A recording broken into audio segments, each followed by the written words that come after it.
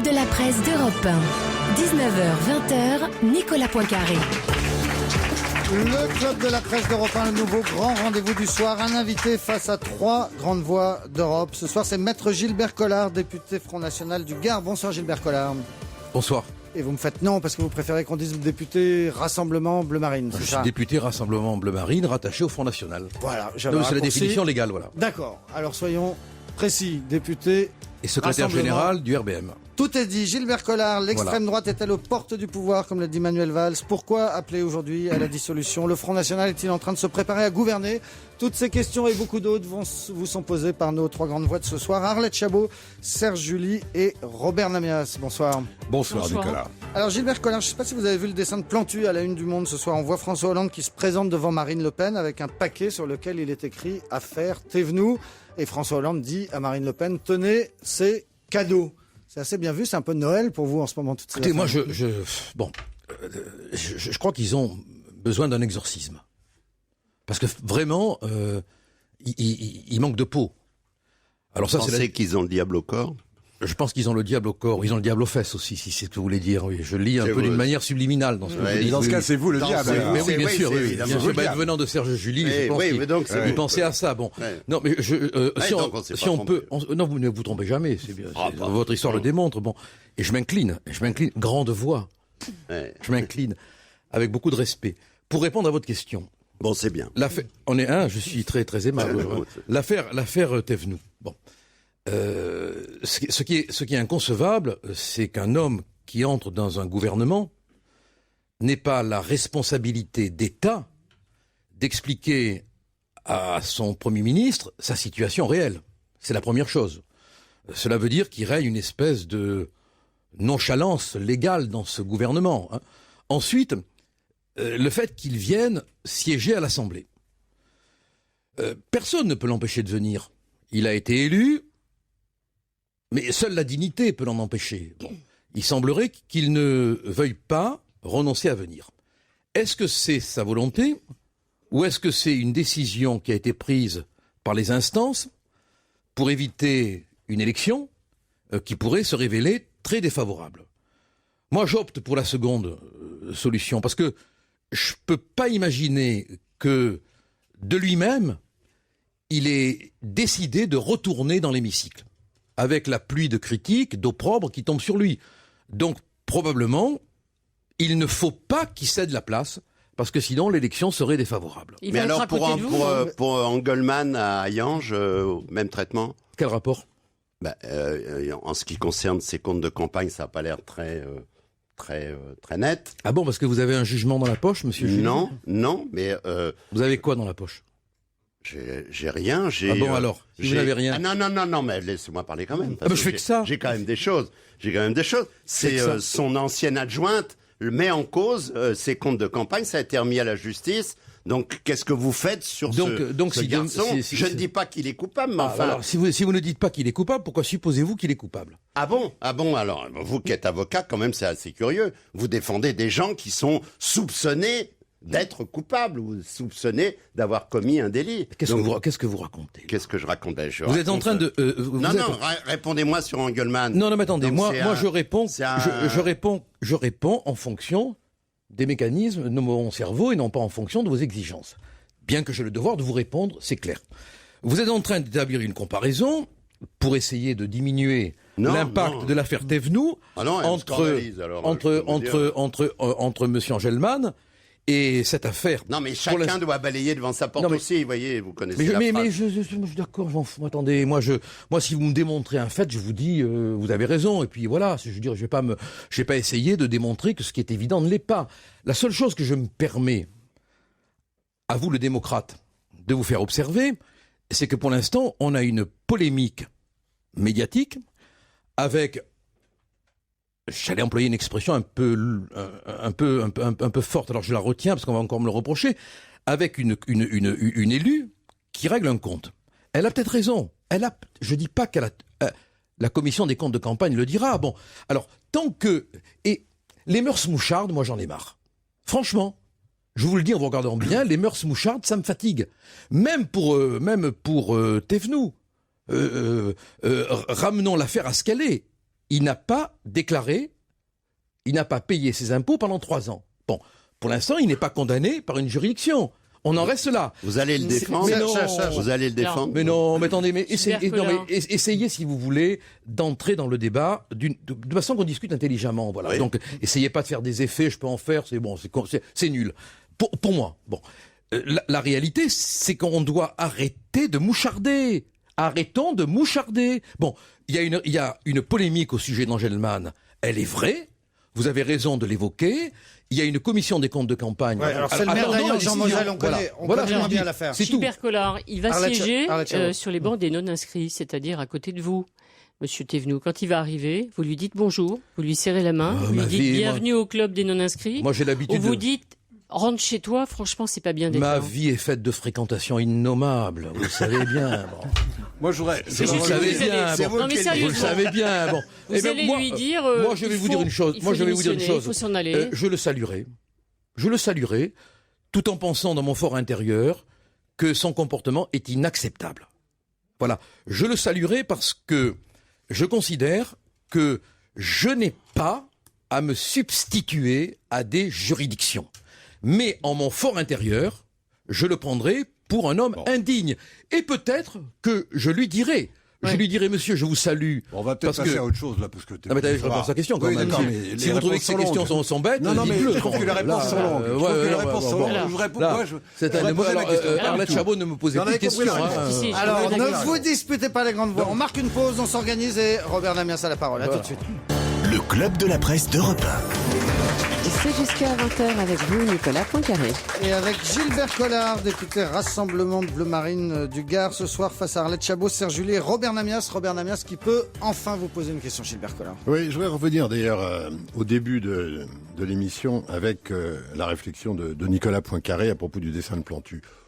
Au fond, est-ce que c'est quand même pas le problème du Front National et du Rassemblement Bleu Marine, puisque vous êtes d'abord Bleu Marine avant d'être Front National, c'est que c'est une bulle qui se construit sur des cadeaux. Les cadeaux, c'est les affaires, c'est le dégoût de la politique, c'est l'UMPS dont vous parlez sans arrêt. Alors, cette bulle, il va falloir à un moment donné qu'elle se nourrisse, qu'elle se remplisse d'un vrai projet politique. Et est-ce qu'il n'y a pas danger, précisément, à ce que vous puissiez aller très loin sur ces cadeaux-là, mais que vous butiez finalement sur la finale qui sera le projet politique ? Alors, je trouve votre réflexion apodectique. Apodectique. Oui, c'est-à-dire qu'on pose le problème de manière qui ne puisse pas être résolue. On aura appris quelque chose. C'est de la philosophie. Si vous... j'ai appris le mot ce matin. Ah, voilà. Moi, je l'apprends ce soir. Voilà, vous voyez que... Mais voilà, bon. Alors... Donc il y a des problèmes que ne peut pas résoudre le Front National. Mais pourquoi? Attendez, on joue, en fait pas je joue, laissez-moi répondre. Non, attendez, vous me posez une question. Laissez-moi répondre. Prenez sur le fait que vous gagnez d'abord sur les cadeaux et sur l'UMPS. Posons une règle du jeu. D'accord. On est là pour débattre. Non, mais attendez, la règle du jeu, c'est nous qui la fixons, c'est pas vous. Ah bon?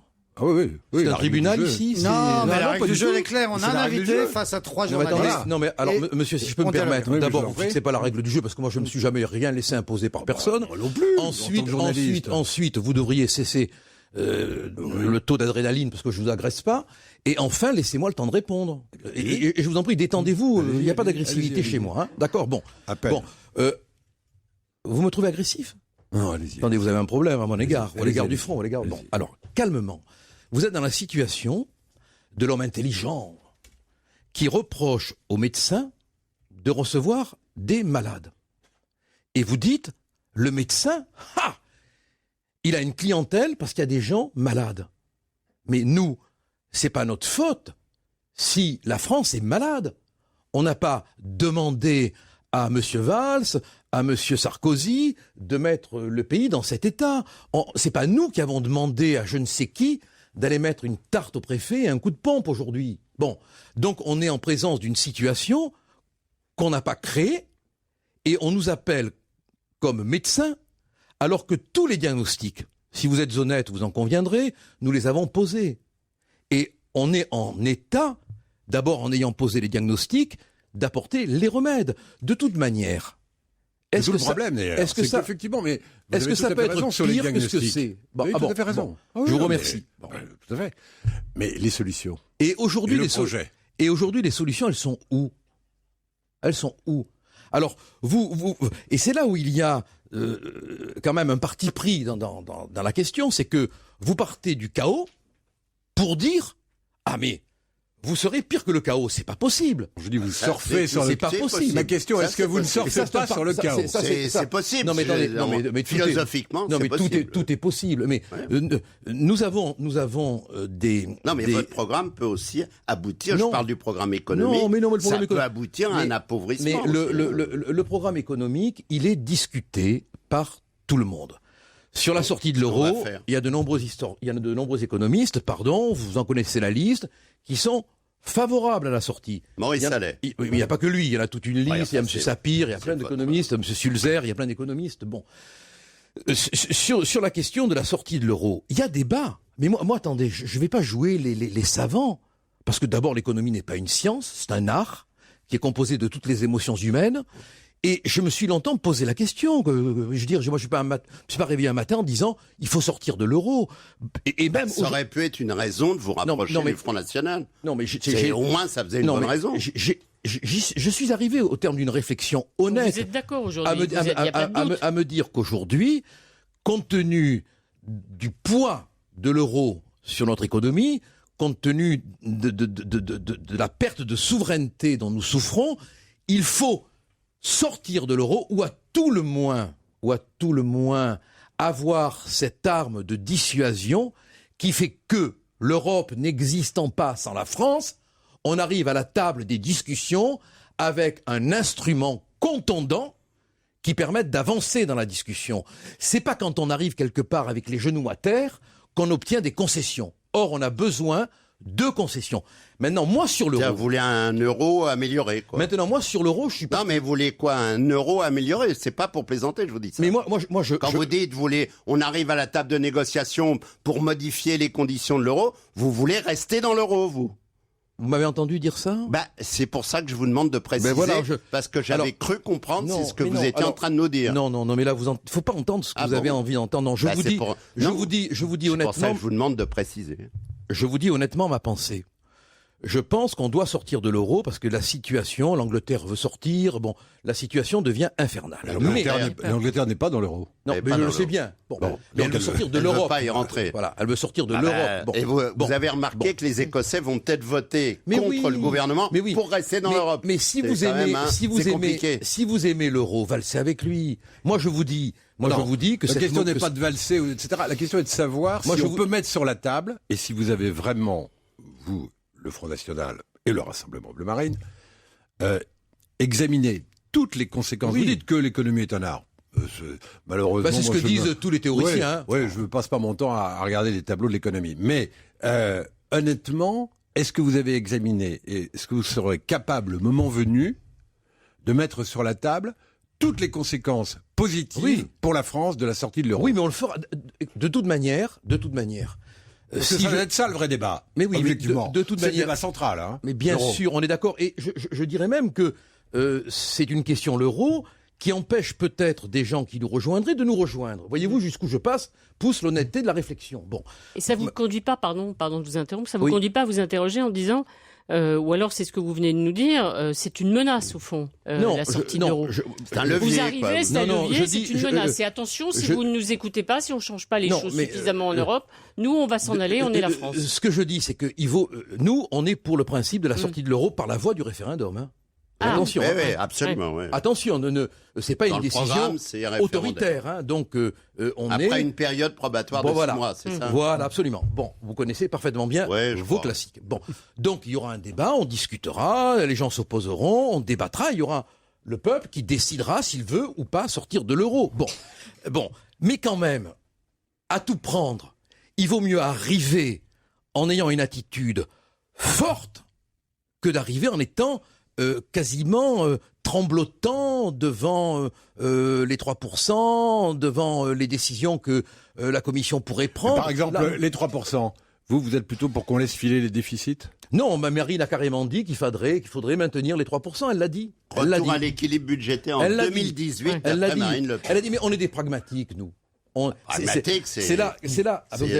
Ça fait rêver tout le monde. Vous avez 2018, l'équilibre budgétaire. Vous avez parfaitement le droit de pas le croire. Hein. Mais si vous voulez, le critère, c'est l'intérêt général.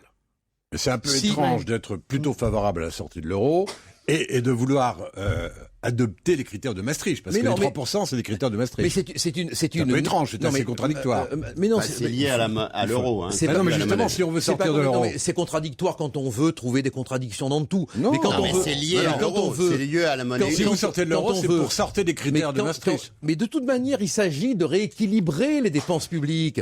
Il s'agit de remettre en état nos finances. On est obligé, on ne va pas continuer à vivre sur ce déficit. On peut pas. On est à 2000 milliards d'euros de dette, on ne va pas continuer. Bon. Gilbert Collard est l'invité du Club de la Presse. Gilbert Collard, on vient dans un instant, à tout de suite.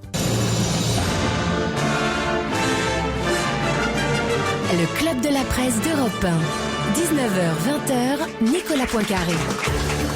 Et le Club de la Presse reçoit ce soir Gilbert Collard, député Rassemblement Bleu Marine du Gard, avec une question maintenant d'Arlette Chabot. Oui, j'ai l'impression que vous nous faites vivre, ou Marine Le Pen essaie de nous faire vivre une fiction. Il y aura la dissolution, elle la demande, mais rien n'est moins sûr. Absolument pas de certitude que François Hollande se livre à cet exercice périlleux pour lui. Deuxièmement, elle dit, moi, je suis prête à gouverner. Mais franchement, en cas de majorité de droite, il n'y aura pas de Front National qui entrera de députés massivement à l'Assemblée. Vous n'êtes même pas sûr d'avoir un groupe si le scrutin majoritaire est toujours en place. Et deuxièmement, vous imaginez une seconde que François Hollande serait tellement, perdu qu'il irait demander à Marine Le Pen de venir gouverner. Donc tout ça alimente une fiction et ça n'a aucune chance d'aboutir. Sans vous. Écoutez, d'abord, alors personnellement, je l'ai dit à Marine du reste, je ne crois pas que M. Valls n'aura pas la confiance. Je pense que les députés vont voter la confiance. Mardi prochain. L'abstention ne fait que renforcer la certitude d'un vote favorable. Il ne faut donc pas croire que les frondeurs... L'abstention des frondeurs, vous voulez dire. Bon, les frondeurs fondent. Qui s'abstiennent, ça ne dérange en rien le gouvernement de M. Valls, sinon que ça donne une espèce de message que les gens qui comprennent rien aux règles parlementaires interprètent comme une rébellion. Bon. Vous dites qu'on n'aurait pas, s'il y avait dissolution, une majorité. Qui aurait pu penser, il y a 6 mois, qu'on en serait là? Alors moi, je vais être très modeste. Je ne sais pas de quoi demain sera fait. Mais personne, dans l'état où est le pays, dans l'état de désagrégation institutionnelle, je vous dis le préfet qui se prend une paire de claques en pleine rue, alors qu'il va faire un contrôle. Bon, on ne sait pas ce qui peut se produire. Alors, je ne vais pas crier qu'on aurait une majorité, je n'en sais rien. Mais ce que je sais, c'est que quand un pays est à ce point en souffrance, quand il se sent à ce point humilié, quand il n'a plus de capacité à s'authentifier. Oui, moi je ne parle pas d'identité, à s'authentifier, parce que je mets tous les habitants de la France dans la même map monde. Bon. Tout peut se produire, tout. La situation, elle est grave. Par certains aspects. Vous devriez demander un changement de mode de scrutin déjà pour dire attention, dissolution, c'est un préalable. Hier soir, l'un des plus proches de François Hollande, M. Mignard, a dit qu'il souhaitait, lui, l'instillation, plus que l'instillation d'ailleurs, une forte dose de proportionnelle, pour ne pas dire une proportionnelle intégrale. Bon. Ils en ont besoin. Vous voteriez ça, évidemment. Pardon ? Définition. Vous voteriez. Oui, attendez, si on me donne une clé pour entrer dans la maison... Pourquoi vous ne demandez pas pourquoi il n'y a pas cette demande? Je n'ai pas demandé une place Monseigneur. Ça s'est déjà passé en 86. Bien sûr. Oui. La question sous-tendue par la majorité, la question de la majorité que pose Arlette, c'est si nous restons dans le cadre du scrutin majoritaire, voire s'il y a la proportionnelle, à moins que vous ayez 50% à vous tout seul, bon, très bien. C'est la question des alliances.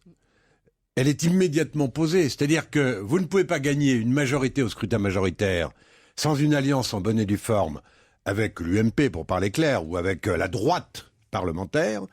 Et vous ne pourrez pas être majoritaire à la proportionnelle s'il n'y a pas une alliance au Parlement avec également la droite parlementaire. Donc, sur cette question des alliances, est-ce que vous maintenez le fait qu'en aucun cas, vous ne ferez alliance avec l'UMP et avec la droite parlementaire? Mais ce n'est pas la peine, puisque il y a dans les rangs de l'UMP des frémissements vers nous.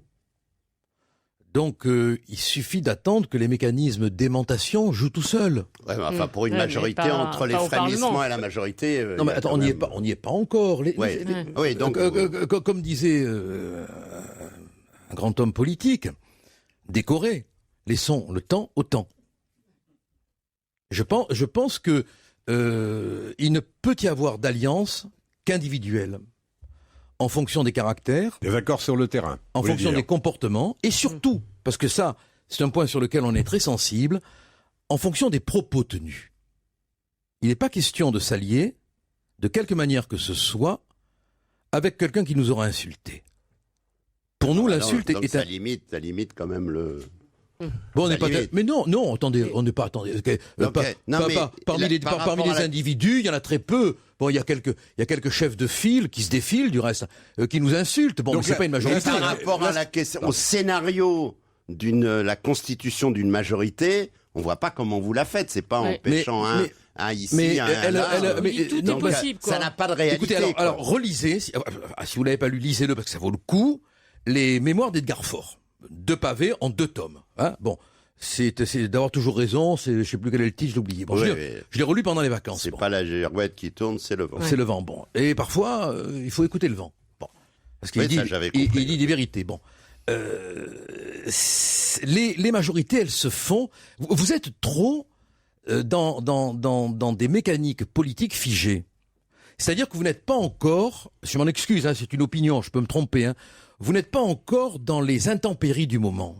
Ce qui se passe. Mais on est réaliste aussi en même temps. Oui, Gilbert Collard, vous êtes réaliste. On va raconter un conte de fées politique, donc on essaye de voir si c'est un conte de fées ou pas. Merci de dire que Marine est la belle au bois dormant. Non, mais attendez. Non, elle est réveillée.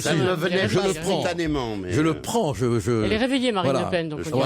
Elle est bien réveillée. Ça, oui, ça vous avez raison. Non, mais j'ai peur qu'elle ait croqué la pomme. Les dirigeants, à la fois du Front National. Non, Adam. Non, Adam. On vous entend.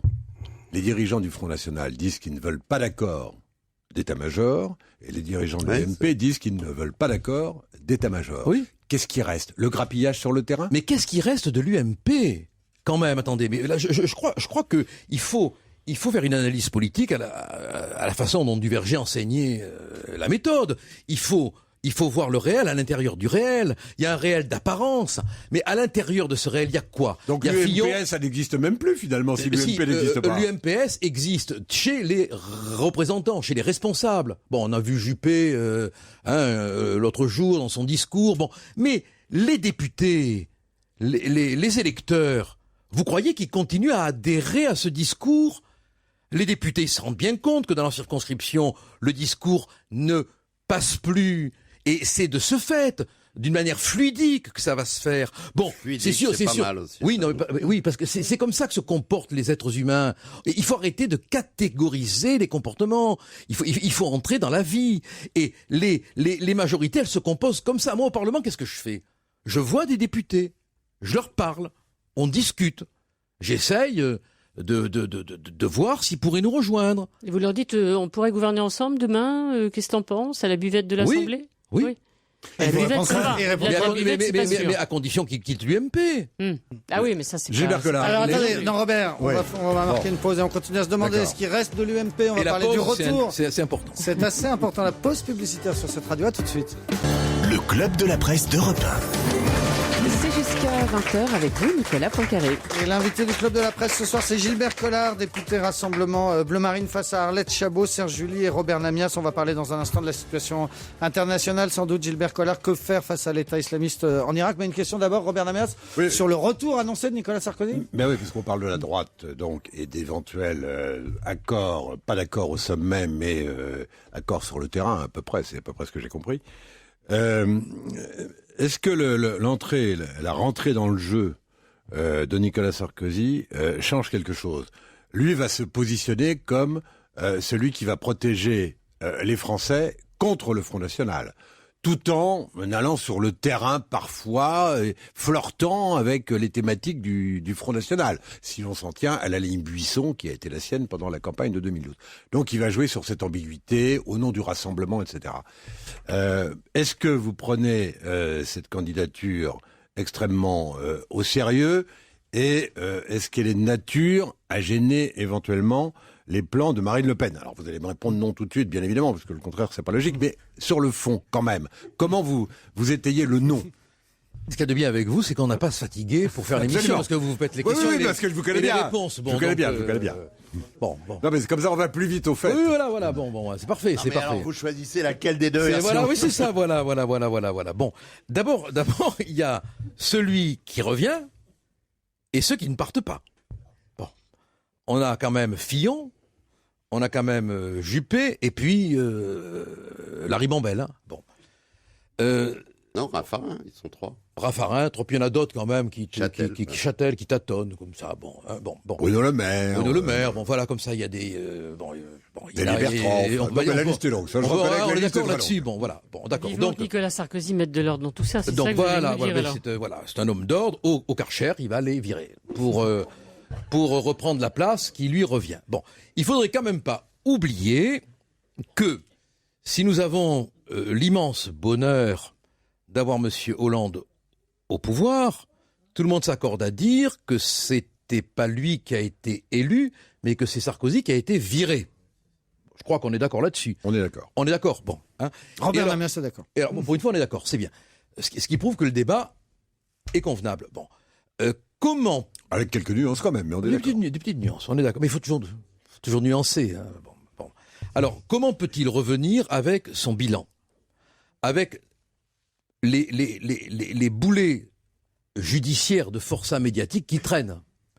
Et puis chaque jour, bon, c'est un peu du reste excessif, chaque jour il y en a une qui sort. Hein. Bon. Comment peut-il revenir aussi au cœur d'un mouvement fratricide? L'affaire Big Malion n'est pas terminée. Et moi je crois, mais là je peux me tromper, c'est une analyse juridique, c'est une affaire à fragmentation. Parce qu'on a des infractions qui vont se démultiplier, avec les recels, avec les fausses factures, avec... Bon, je veux dire... comment peut-il se dégager de tout cela? Alors, allez, supposons qu'il se dégage de tout cela. Mais c'est un imitateur honteux. Parce que quand il était dans le buisson ardent, il a essayé quand même de copier le Front National. Bon. Et puis, comme il avait un peu peur malgré tout, il s'est délesté de certains arguments. Et puis, il y est revenu. Bon, ce sera tellement facile de ressortir tous ces arguments qu'à mon avis, il se trompe s'il croit que les Français ont oublié la période où il était au pouvoir. Je crois qu'il se trompe, voilà. Et c'est pas pour nous un adversaire très inquiétant parce que c'est quand même un homme d'un passé qui est lourd et qui confine, pour prendre une expression connue, au passif. Voilà qui est dit sur Nicolas Sarkozy par Gilbert Collard. On apprend à l'instant que François Hollande va se rendre en Irak vendredi prochain et qu'une conférence sur l'Irak se tiendra lundi à Paris. La France devrait participer à 2 coalitions donc, qui vont intervenir en Libye et en Irak. On en parle juste après la dernière pause. Le club de la presse d'Europe 1. C'est jusqu'à 20h avec vous, Nicolas Poincaré.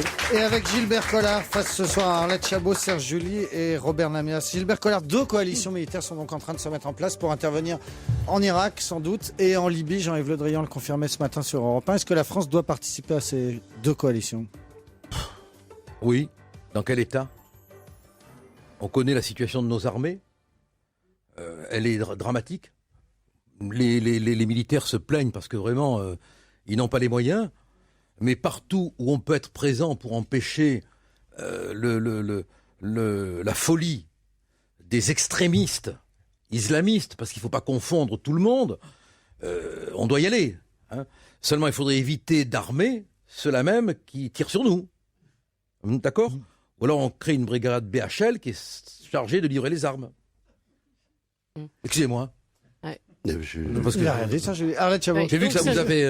Donc ça ne vous choque pas. Non, j'ai pas compris la formule. Surtout une brigade. Mais non, parce que c'est attendez, les printemps arabes. Non, mais j'ai entendu le début, mais je comprends pas ce que veut dire une brigade BHL. Ben comme ça, non, mais je veux dire que comme partout, il a déclenché où il a soutenu les printemps arabes, ces mêmes printemps se sont retournés contre nous. On sait quand même qu'au Mali... Vous êtes contre les dictateurs, quand même, non? Moi, je préfère avoir affaire à un dictateur qu'à des dictateurs. Ouais. Voilà, c'est mathématique. Ouais. Un vaut mieux que 10. Arlette Chabot. Donc si la France participe à cette coalition, notamment lancée par Obama pour, en Irak, venir au secours des chrétiens, vous ne direz pas la France est à la remorque des États-Unis. Vous allez dire « Ah ». Mais attendez, la France est à la remorque. C'est déjà un instrument très moderne, la remorque. Hein. On est au chariot des États-Unis. Bon, mais donc vous condamnez au bout du compte alors. Mais qu'est-ce qu'on fait pour les chrétiens d'Irak? On les laisse tomber Non, mais attendez, si on s'enferme dans le dogmatisme de la parole, on n'en sort pas. Bon, on n'a pas le choix.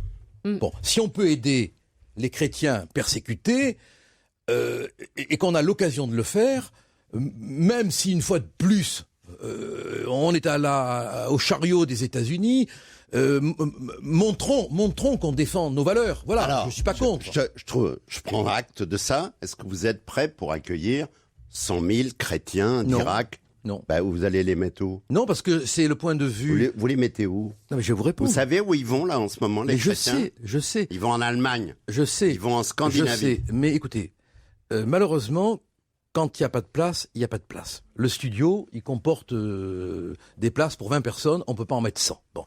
Ensuite, l'autorité religieuse, dont j'ai oublié le nom, excusez-moi, la plus importante des chrétiens persécutés, a dit il ne faut pas qu'ils partent. Oui, mais... Il l'a dit. Bon, donc, eux-mêmes ne veulent pas déserter. Notre devoir, c'est de leur permettre... Parce qu'on c'est trop facile de dire... Alors, on part tous. Ils partent. Mais on ne peut pas les accueillir. Non, on n'accueille aucun chrétien d'Irak. Notre capacité... Écoutez, moi, je vais être très direct. Il n'y a pas d'asile pour eux. Je vais être très direct pour vous. Si, au cas par cas, je ne dis pas non, mais dans le cadre d'une déclaration collective, non. Parce que il faut avoir le sens des réalités. Est-ce qu'on peut les accueillir?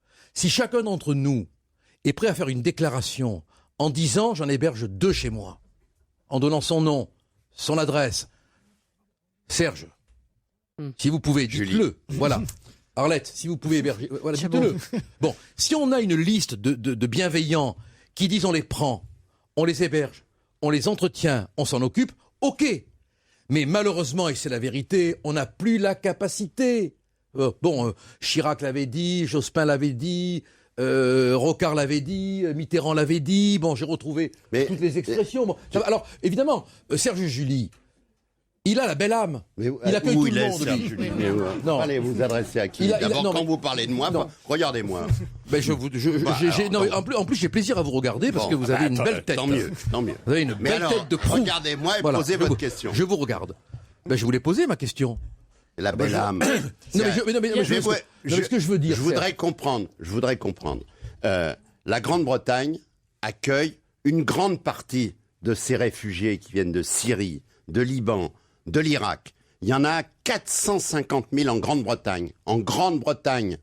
Il y en a 800 000 en Allemagne. Comment vous expliquez ça? Nous, il y en a 150 000 en tout en France, en comptant tous les émigrés qui arrivent en France. Comment vous expliquez ça? On va pas partir dans ce parce que alors là encore sur la discussion sur les chiffres, on va pas en sortir parce que je ne suis pas d'accord avec vous. C'est les chiffres de l'OCDE. Non, attendez, moi j'ai mes chiffres, vous avez les vôtres. C'est les chiffres de l'OCDE. Moi, je me suis pas permis d'avoir. Non, mais la question, si vous voulez, c'est est-ce que le sentiment, le vécu, mis à part la question des chiffres sur laquelle on peut débattre des nuits entières, le vécu français ne supporte plus cette capacité d'accueil. Il y a un seuil psychologique qui est atteint. Il faut le gérer. Alors, c'est vrai que moi, je préférerais dire comme vous. J'aurais le bon rôle. Voilà. Bon. Je serais le bon curé de l'émission. Voilà. Bon, d'accord. Mais je dis la réalité. Moi, je suis pas curé. Une toute dernière question d'Arlette Chabot. L'un de vos responsables, Monsieur Chopran, disait qu'il fallait respecter un principe de solidarité civilisationnelle vis-à-vis des chrétiens et donc une préférence en matière d'asile. Donc, il faut en accueillir certains. Mais je vous ai dit au cas par cas. D'accord, donc ça fait 4, 5, 10, 20. Voilà. Allez, un et demi. Principe de préférence civilisationnelle. Les choses. D'abord, moi, cette question. Alors là, si mon ami Choprad était là, je lui dirais le terme de préférence civilisationnelle ne me plaît pas. Ça vous choque? Ça me choque pas, mais Non, c'est une discussion qu'on peut avoir. Je veux dire, j'aimerais bien discuter avec lui de ce concept. Bon, mais la réponse que je fais, elle est claire. Au cas par cas, oui. Mais dans les faits d'annonce d'une déclaration collective, non. Il y a des moments où il faut s'adapter aux situations. Ce qui ne veut pas dire, comme beaucoup d'humains l'ont fait pendant les périodes difficiles, qu'on peut venir en aide. Vous savez, moi j'ai voté pour l'abrogation du délit de solidarité. J'ai voté. Parce que je considère qu'à titre individuel, quand on aide quelqu'un qui est dans la merde, la loi ne peut pas tomber sur vous. Voilà. Clair. Et c'était Gilbert Collard, l'invité du C'est Club dommage, de on la avait Presse encore plein de questions à vous poser. Voilà. Mais réinvitez-moi. Hein, on vous réinvitera. Et on se les posera en antenne. Merci beaucoup Robert Namias, Arlette Chabot, Serge Julie, donc face à Gilbert Collard demain soir. Merci. C'est le patron du Parti Socialiste, Jean-Christophe Cambadélis, qui est l'invité du Club de la Presse.